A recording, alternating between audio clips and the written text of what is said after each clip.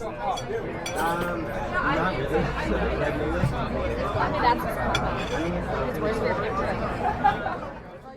Welcome to part 2 of the Jobs module. Here we will spend a little time talking about one of the more useful ways to use the journaling area of a job entry that you have created. Way too often, we rely on thinking that an ad hoc conversation is the best way to make the right impression. The truth is that while an interview might have the appearance of being casual, it is anything but that. The interviewer will have a list of things that they want to be sure to ask, and whether it is paper and pencil or on a computer screen, they will always have notes that they read from and write to. This is important because the notes will evolve in 2 stages. Initially, there will be the notes that they write before they meet with you. This is effectively an itemized list of data points that they will look to get from you. Stage 2 takes place during and after the interview, where for each of the items in that list, there will be the updates summarizing your responses and their observations and assessments of those responses. Planning for all of this ahead of time allows you to craft a strategy of your own to make sure that they get the information that you know they will be looking for, and by thinking about their list, you can help them build their perception of you and the message you want to send. We already have the original job listing, which allowed us to create the job record, so we can begin there. There are 2 ways to approach this.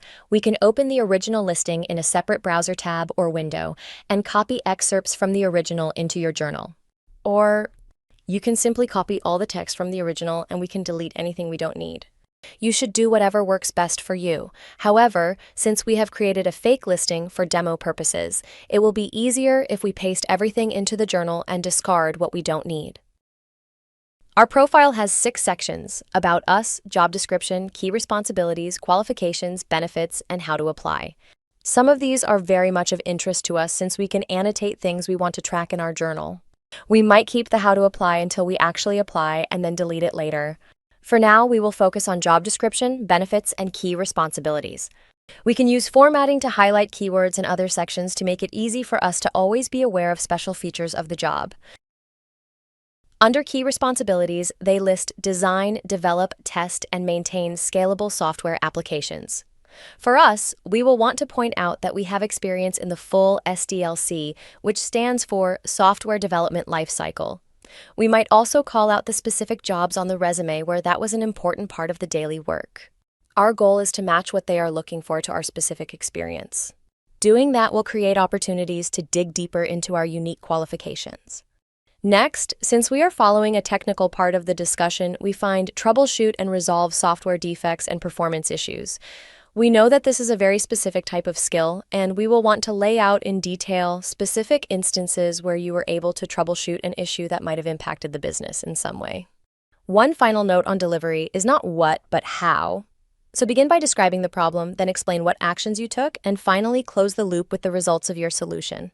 This is a standard way of presenting the value you bring to the organization. As an interested professional, it should be easy to see how this methodology can work for any career path and any job.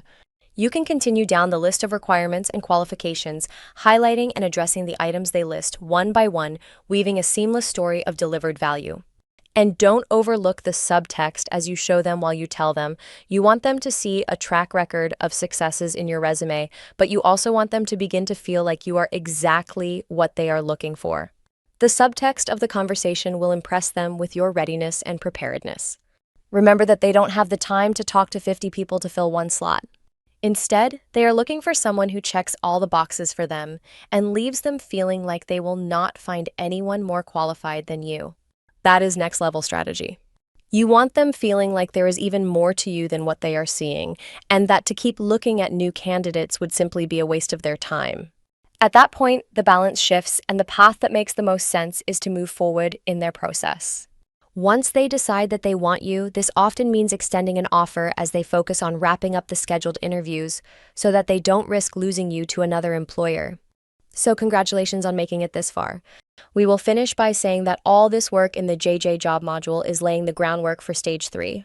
That is where you prepare your journal notes for a live interactive interview. We'll see you there.